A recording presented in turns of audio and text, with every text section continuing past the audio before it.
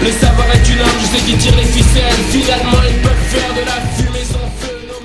Et la presse ivoirienne, en Côte d'Ivoire, qu'est-ce qu'elle peut dire et qu'est-ce qu'elle dit? Bon, la presse ivoirienne est très polarisée, c'est normal, on est dans une période de conflit. Et finalement, on peut dire que la presse ivoirienne s'est structurée même dès le départ sur la base disons, de la querelle politique, puisque la presse indépendante est née du multipartisme. Donc en fait c'était une presse qui était une presse d'opposition face à une presse du pouvoir, et en fait cette structuration demeure.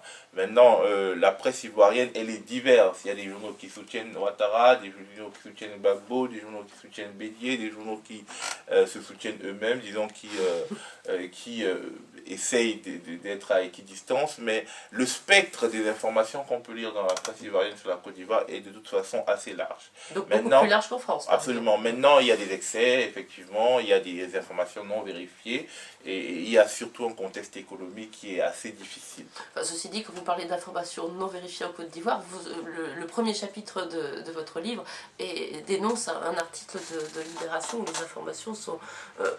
au-delà de non vérifiées et complètement fausses. Oui, absolument. C'est différent, c'est-à-dire qu'il y a un problème de moyens.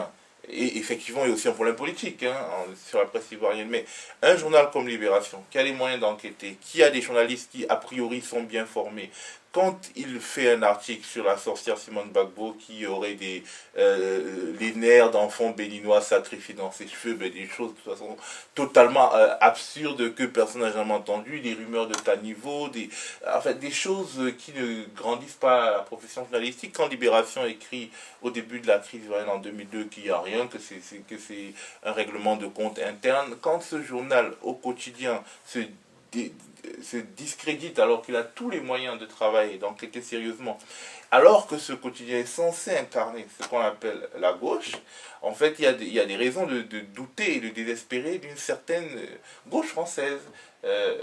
Et il faut bien comprendre qu'étant donné que la gauche, le socialisme, la social-démocratie ou bien, je sais pas, ce sont des phénomènes mondiaux, il est à craindre vraiment que progressivement il y a une sorte de dissociation entre finalement ce que j'appellerais cette gauche frelatée et la gauche mondiale qui continue d'exister.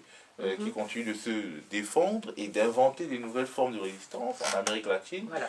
Je voulais que vous précisiez de quelle gauche vous parliez, c'est fait.